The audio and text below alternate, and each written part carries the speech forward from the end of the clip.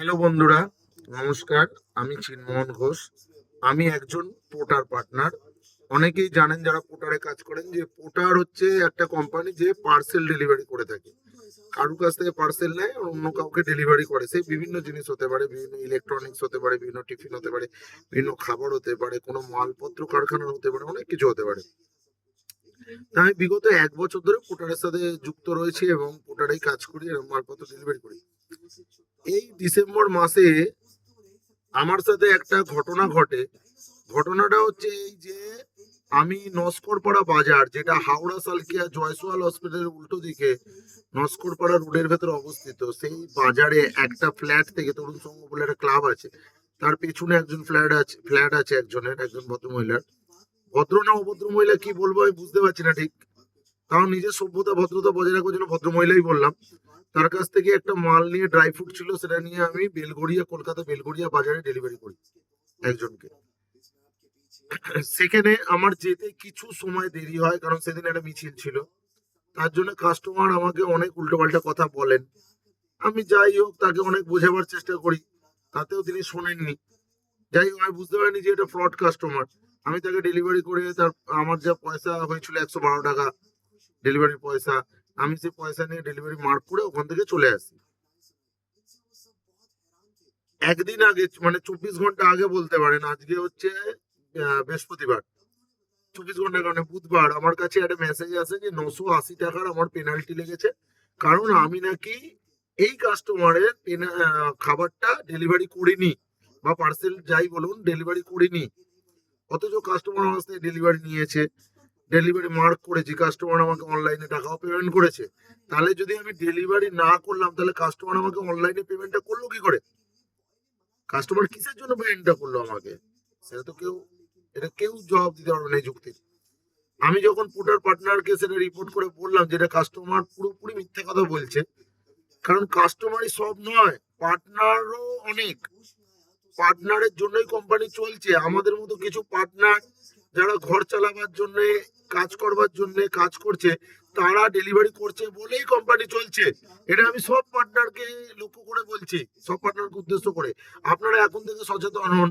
এই জিনিসটা, এই আমার ভিডিওটা অত্যাধিক শেয়ার করুন, অত্যাধিক ভাইরাল করুন, যাতে আর কোনো পার্টনারের সাথে এরকম ফ্রডগিরি, স্ক্যামগিরি না হয়।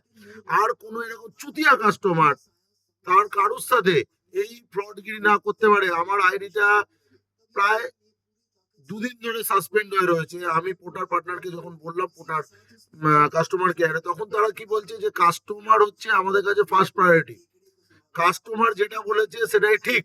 তা আমি যখন জিজ্ঞেস করলাম কাস্টমার নিশ্চয়ই আপনাকে কোনো প্রুফ দিয়েছে যে আমি ডেলিভারি করিনি, শুধু কোনো প্রুফ দেবে নাকি? তার ভার্বালি কথাতেই বিশ্বাস করলাম, বললো ভার্বালি কথাতেই তাদের বিশ্বাস করতে হবে, কারণ সে আমার কাস্টমার। আপনার থেকে কাস্টমারের দাম বেশি। তাহলে এবার আপনাদের বলছি, যারা পার্টনার এখানে, যারা পোর্টারে কাজ করছে, যারা ডেলিভারি করছেন, তারা ভেবে দেখুন, যে বলছে যে কাস্টমারের দাম বেশি, পার্টনারের কোনো দাম নেই কোম্পানির কাছে। পার্টনার ফেসে গেল, পার্টনারের আইডি বন্ধ হয়ে গেল, পার্টনার দিতে পারলো কি পারলো না, তার উপর যে কোনো কিছু অ্যালিগেশন আনা হলো, সেটাতে কোম্পানি কিছু আসে যায় না। কাস্টমার যেটাই বলবে, সেটা মিথ্যা হোক কি সত্যি হোক, সেই অ্যালিগেশনটাই কোম্পানির কাছে প্রায়োরিটি বেসিস। সেই অ্যালিগেশনটাকে সত্যি বলা হবে। কাস্টমার যদি মিথ্যাও বলে, সেটাই সত্যি কোম্পানির কাছে। আমি অনেক রিকোয়েস্ট করেছি, তাও আমার কথা শোনা হয়নি। আমি বারবার এটাও বললাম যে আমি এত বড় কথা বলতে পারি, যেহেতু আমি সৎ, আমি জানি আমি ডেলিভারি করেছি। কাস্টমারকে আপনারা লাইনে নিন, ফোনেতে আমার সাথে কনফারেন্সে নিন, আমি কাস্টমারের সামনে বলি। কাস্টমার কি করে বলতে পারে দেখি আমার মুখের ওপর? ওনারা তাও নিতে পারবেন না। ওনারা বলছেন কাস্টমারকে কল করবার আমাদের কাছে কোনো আইন নেই।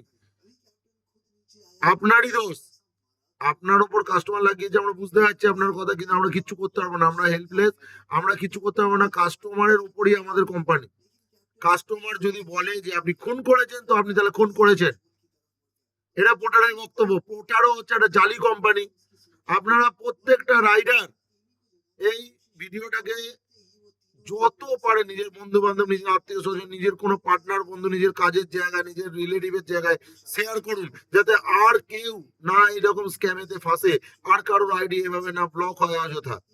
সৎভাবে থাকার মানেটা কি? আমি এর আগে আইফোন, আইপ্যাড, বিভিন্ন ল্যাপটপ, ম্যাকবুক, যা 1.5-2 লাখ টাকার দাম, সেগুলো পর্যন্ত ডেলিভারি করেছি। কোনোদিন কোনো এক বছরে একটাও অ্যালিগেশন লাগেনি। প্রথম অ্যালিগেশন, একটা কাস্টমার একটা ড্রাই ফ্রুট, সেই ড্রাই ফ্রুটের দাম কত টাকা? 200 টাকা, 300 টাকা, 500 টাকা, 1000 টাকার ড্রাই ফ্রুট।